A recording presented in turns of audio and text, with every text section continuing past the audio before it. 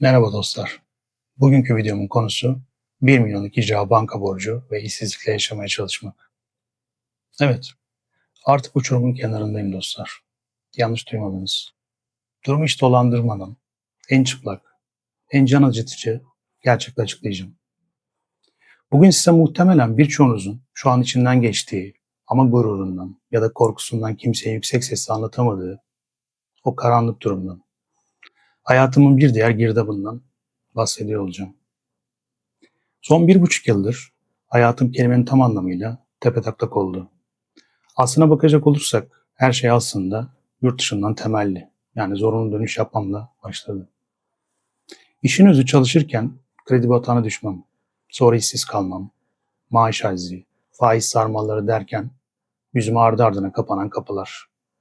Ama şunu bilmenizi isterim, bu bir pes ediş videosu değil. Tamamen tükenmişlik. Ben o uçurumdan aşağı atlamıyorum. Aksine ben o uçurumun kenarına bir masa kurdum dostlar. Üzerine bilgisayarımı koydum. Çayımı demledim. Ve bu sistemle, bu hayatla nasıl savaşacağımı anlatmak için sizlere buradayım. Eğer siz de benzer bir çıkmazdaysanız, yalnız olmadığınızı bilin. Şimdi gelin, işin mutfağından başlayarak her şeyin nasıl bu noktaya geldiğini konuşalım. Beni sadece eski bir bankacılık ve finans sektörü çalışanı olarak biliyor olabilirsiniz. Ama hikayem aslında çok daha geniş. Yıllarca finans sektöründe, hatta işin en can alıcı noktası olan varlık şirketlerinde ve son dönemde sağlık turizmi gibi büyük sektörlerde satış pazarlama uzmanı, tahsilat uzmanı ve yönetici olarak çalıştım. Ama hayat öyle bir vuruyor ki o çok güvendiğiniz kurumsal dünya günün birinde bir maaş hazziyle sizi anında sistemin dışına fırlatabiliyor. Benim de başıma gelen tam olarak buydu. İşin en büyük ironisi ne biliyor musunuz?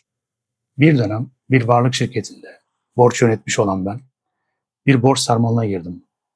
Faizler katlandı ve bugün o sistem beni 1,5 yılda katlanıp 1 milyon lira olan icra borcuyla köşeye sıkıştırdı. Üstelik çalıştığım şirketlerden biri sırf bu maaş harcı meselesi yüzünden benimle yollarını ayırdı. İşte sistemin en acımasız yüzüyle aslında orada tanıştım. Sistem sana bir kere borçlu damgası vurdu mu nefes almana bile izin vermiyor. Seni işten çıkarıyor. Sonra o 1 milyonluk borcu ödemeni bekliyor. İşin yoksa bu borç nasıl ödenecek? Mantık dışı öyle değil mi? Ama gerçek bu. Evet dostlar, biliyorsunuz ilk olarak 40 yaşından sonra işsiz kalmak videomda da anlatmıştım. Tam 10 aydır iş arıyorum. Neredeyse bir sene olacak yakında. Dile kolay. Ne kendi alanımda ne de yöneticilik ve ekip liderliği yaptığım finans ve satış pazarlama alanında, sağlık turizmi de buna dahil bir iş bulamadım. Kaldı ki çok yönlü biriyim. Bulduklarım da ya da beni arayanlar da profesyonellikten uzak işletmeler oldu. Ve rekabetçi maaş adı altında tecrübe, deneyim ve kariyerime bakmadan düşük ücretler teklif eden firmalardı. Ben kariyerim, deneyimlerim var diye hiçbir zaman masa başı iş yaparım da demedim. Egomu, kariyerimi, geçmişimi tamamen bir kenara bıraktım. Müşteri temsilciliği, çağrı merkezi, işlerine bile başvurdum. Kaldı ki bunlar benim yıllar önce kariyerimin en başında yaptığım başlangıç işleriydi. Yani hayat beni aldı, fırlattı, en başa yani sıfır noktasına geri sardı. Hatta çaresizliğin boyutunu size şöyle anlatayım. Daha önceki bir videomda da kısaca bahsetmiştim. Gittim işsiz kaldığım süreçte silahlı güvenlik sertifikası aldım. Dedim ki tamam artık herhalde ekmeğimizi buradan kazanacağız. Ne iş olsa yapacağız. Peki ne oldu biliyor musunuz? O sektörde de kapılar yüzüme kapandı. Bu sektörde hem deneyiminiz yok. Ayrıca bu işe fazlasınız dediler. Çalışırız diyenler de dalga geçer gibi insanın karnı bile doyurmayacak. Bırakın 1 milyon borç ödemeyi, günü bile kurtarmayacak 12 saatlik mesaiyle komik rakamlar teklif ettiler. O sektörde silahlı kimlik almama, fiziğim olmasına rağmen de çalışamadım. Kimlik hala cüzdanda öyle duruyor. Bir de kursa sınava bir sürü para ödedim. Oraya vereceğim paraya biliyorum ki param yetmez. Ama yapay zeka ya da yazılım kursuna gitseydim diye de düşünmedim değil. Şu ilan sitelerine çıkılan içi boş ve tekrar ilanları hepimiz biliyoruz. Tanıdık çevren yoksa iş bulman artık imkansız. İlan sitelerini açıyorsun, kuryelik, güvenlik, çağrı merkezi. Başka neredeyse hiçbir şey yok. Üretim yok. Okumuş, kendini geliştirmiş insanın önünü açacak olan hiçbir şey yok. Herkes günü kurtarma derdinde. Ama benim o komik rakamlarla ne yazık ki günü kurtaracak lüksüm de yok. Gerçekçiyim dostlar. Bu borç başka türlü ödenmez. İşin sadece maddi boyutu yok. Bir de psikolojik boyutu var. İnsanı asıl yıkan da o.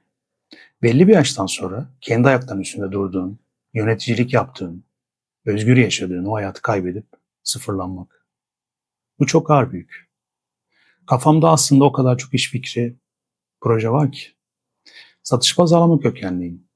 Neyin nasıl satılacağını, nasıl iş kurulacağını biliyorum.